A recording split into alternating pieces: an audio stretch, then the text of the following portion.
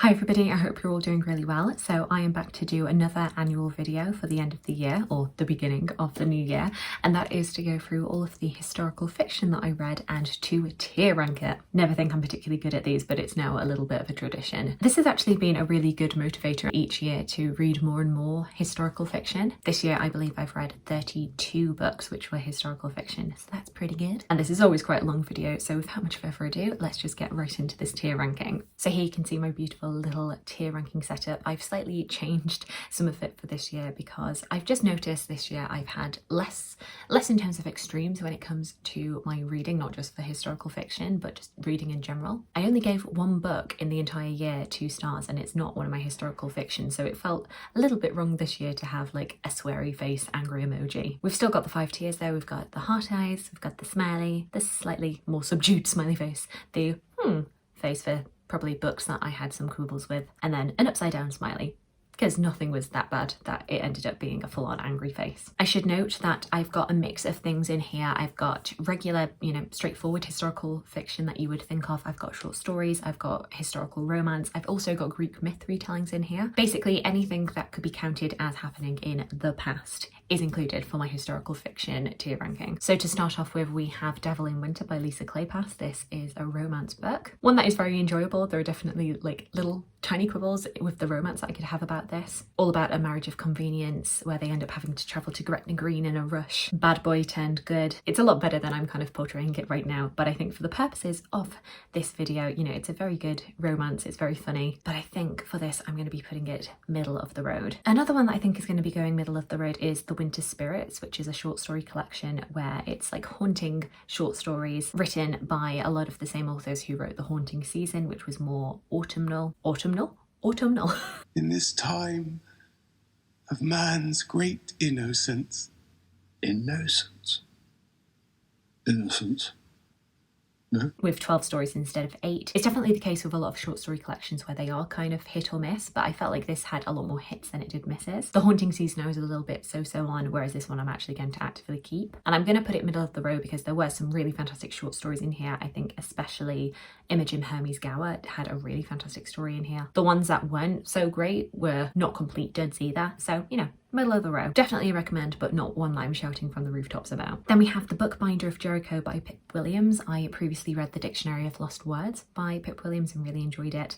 I would say that this was maybe around about the same level, so I'm kind of hovering on here between lower and upper. Some really fantastic historical detail in here, which makes me want to put it a bit higher. That being said, I'm not sure how much the story has stayed with me. I think one of the reasons I do go back to Pip Williams and reading her historical fiction is because it's all based around Oxford and it's places that I know in Oxford, so that's always really nice. I think for now I'm going to pop it on the top end of the middle tier and see how I feel.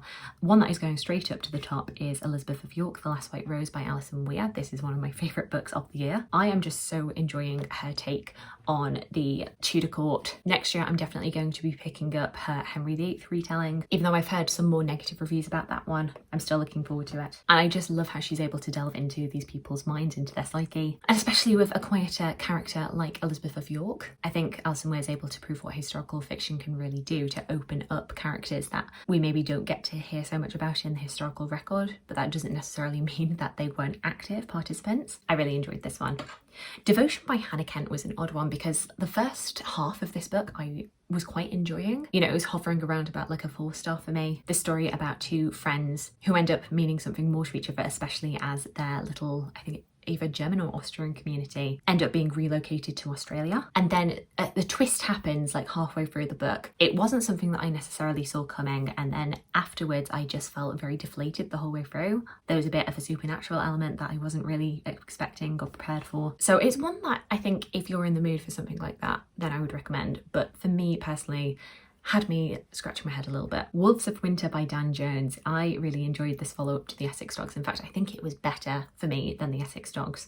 Not one that made it into my favourite books of the year, but definitely top end of this second tier. His description of what it's like to be in a siege was just so chilling at points to read. Really immersive, really descriptive, and I'm really looking forward to the last book in this series. Life After Life by Kate Atkinson. This is one that I actually read for book club. I feel like like in terms of a historical fiction, it's probably on the second tier for me, probably lower end. It's one that wasn't really leaving a whole lot of an impression on me as I read it, but the more that I've thought about it, the better it's become. So this is a story in which we are following this main character through different versions of her life.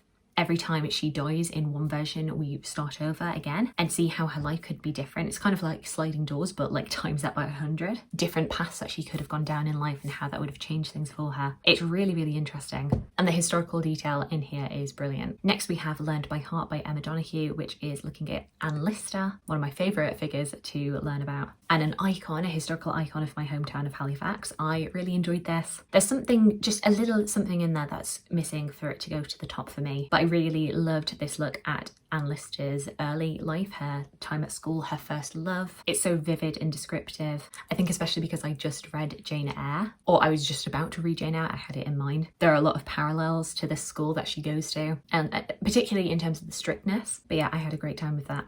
Then we have King of Shadows by Susan Cooper. This one is about a young boy who ends up time travelling into, I think, late 1500s England and ends up performing with Shakespeare. More of a children's book, I would say. The historical detail is really strong, I think, because it's often used as a revision tool, as a way of teaching kids about the late Tudor period. I'm going to put this middle of the row. It didn't have a profound impact on me, but I really enjoyed this depiction of Shakespeare. I think there are times, because it is quite heavy-handed with its historical detail, that can be a little bit like, for me, not as much subtlety as I would want in an adult book, but it is a children's book. It is meant for teenagers, and I think it did a great job with that. Then we have The Duchess Deal by Tessa Dare. I don't care about historical accuracy with this one. It's just a great romance. It's one of my favourite books of the year.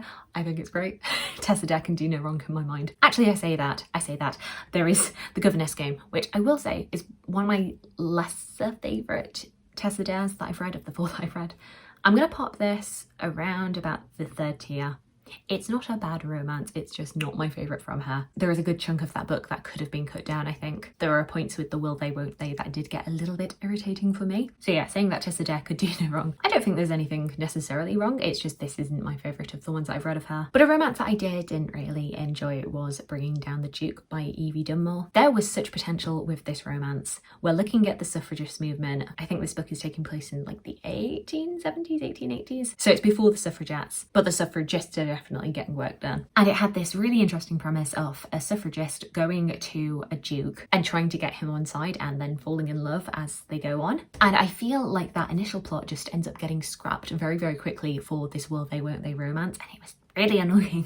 It's like, this is a thing that makes your story like unique and different to other romances that I've read, and yet you drop it and become very generic very quickly. I also didn't really get the appeal of the Duke at all. He's just so blah and not particularly politically motivated in the same way that she is, and he just goes along with whatever other people tell him to do, and I'm like, this guy really?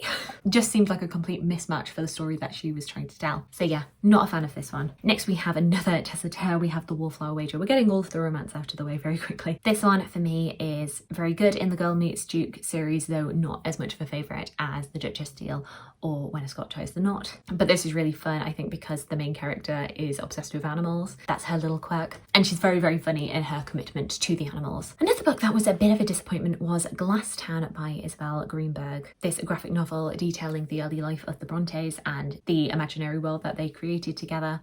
It's a very beautiful book, but in terms of the actual text, in terms of the actual story, I thought it was really lacking.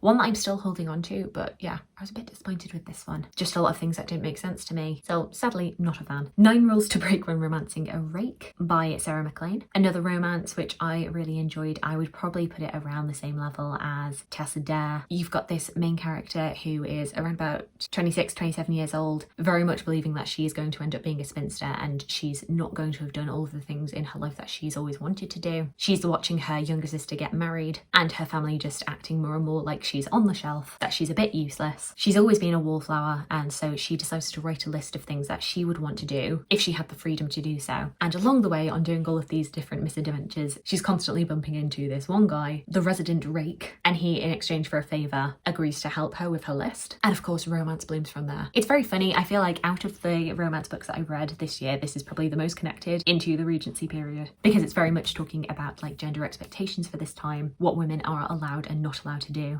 and our protagonist trying to break all of these while still feeling like very much like a wallflower, like a Regency lady of the time. Back to the short stories, we have the Haunting Season. Once again, this was not as great to me as the Winter Spirits.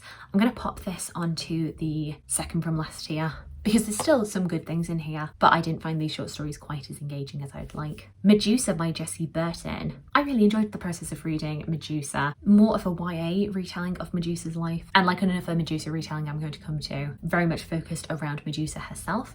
There's a bit of a twist to this story, which I didn't really see coming, but definitely enjoyed. But I loved the depth that the other Medusa retelling I will talk about had a little bit more, but this was definitely a solid Greek myth retelling. We then have An Offer from a Gentleman, which is the third book in the Bridgerton series by Julia Quinn. Once again, another middle of the road kind of book. This one is Benedict's story. It is kind of a Cinderella retelling, and I thought there were a lot of things that worked about this, but I did have some minor little quibbles with the romance, and especially when it came to conflict resolution between the couple. A little bit too much of your like grabbing hold of your significant other and not letting them go and saying you don't know what you want for me. Everything aside from the times when they would have arguments was really cute, but that's enough of a quibble for me to make it kind of middle of the row. Ithaca by Claire North. This is a retelling of the Trojan War and the Odyssey from the perspective of Penelope, so at home in Ithaca during the 10 years that Odysseus is trying to get home and really struggling to keep a lid on things in Ithaca. I popped this middle of the row, but kind of flipped to the top end. I did like this. I especially loved the fact that it was told from the perspective of Hera, Zeus's wife and queen of the gods. It was really unexpected, but I thought it worked really well. It's definitely a series that I want to continue with. I haven't yet read The House of Odysseus, but I definitely mean to this year. Though there is just ever so slightly something missing for me with this one.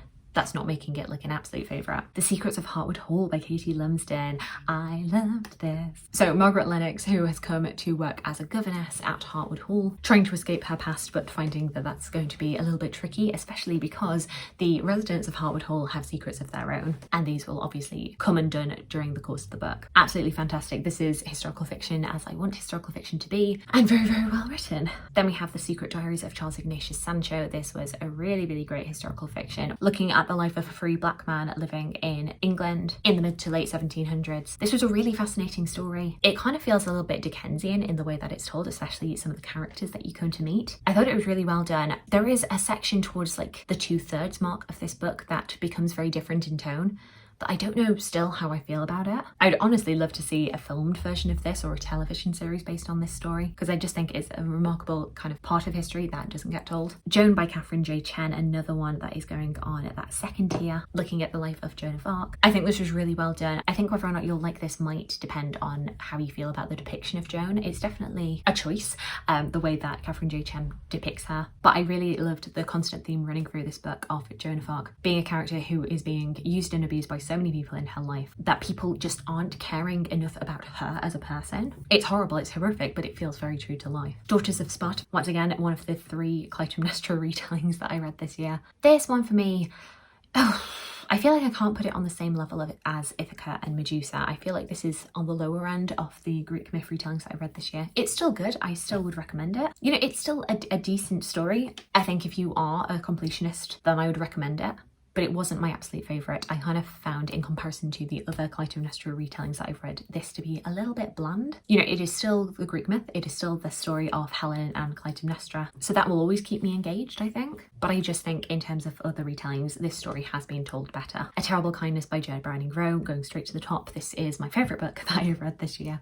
And I love the historical detail that this book goes into on Aberfan, on 1950s Cambridge, attitudes of the day, particularly to mental health, to LGBTQ+ issues. I really liked it. Then we have Clytemnestra by Costanza Cassetti. This was my favourite Greek myth retelling I read this year, I think. And I wasn't sure what I was going to make of this when I first started reading this, because it very much paints Clytemnestra kind of like a Katniss Everdeen figure. You know, she's a brilliant warrior. I was worried for a second while reading it that it was going to fall very much into Not Like Other Girls territory, but thankfully it didn't. This is a Clytemnestra who knows that that is her skill, that is something that she is good at. She doesn't expect other women to have to be good warriors in order to actually matter and to mean something. Similarly true for Atalanta by Jennifer Saint. I would pop this towards the middle of my Jennifer Saint loves. I did not really like Ariadne, whereas I loved Electra, and Atalanta, like I say, I would pop firmly in the middle. I enjoyed this story. I didn't really know much about Atalanta before reading this, I feel like I learnt a little bit more, but I also don't feel like this story is going to really stay with me. For Thy Great Pain Have Mercy on My Little Pain, this was looking at Julian of Norwich and Marjorie Kemp. For me, this was kind of second to bottom tier. For quite a short book, I think this book isn't even 200 pages, and I still found it to drag quite a lot. I read this, I think,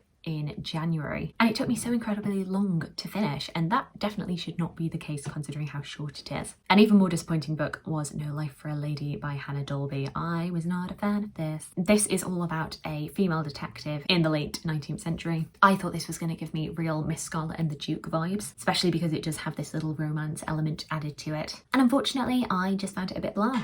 I think Miss Scarlet is a much more interesting protagonist. And then the Medusa retelling that I thought was even better than Medusa by Jessie Burton was Stoneblind by Natalie Haynes. I'm still only going to pop it like towards the top of the middle tier. It could definitely go into the second tier, but in comparison to the other books, I think it probably belongs top of this tier. I had a good time with it. I enjoyed seeing all of the different perspectives around Medusa's life, and I think that's probably why a lot of people didn't rate Stoneblind quite as highly, because it's not as focused on Medusa as Jessie Burton's Medusa is. But I think that just goes to show how at fault the gods are and how petty they are, and how Medusa didn't do anything wrong. She was just in the wrong place at the wrong time and was definitely being used and abused by the gods, who just don't really care. The Weather Woman, this was an interesting concept for me that didn't quite live up to its potential. I just found it to drag a little bit. I feel like this is a historical fiction that a lot of people might enjoy, so I don't want to deter anybody from reading it, especially because there's really interesting conversation in here about gender, and you actually have some non-binary characters in here, which I have not seen so far in historical fiction. But for this, I just wasn't blown away by this book, so I am putting it towards the lower end of the tiers.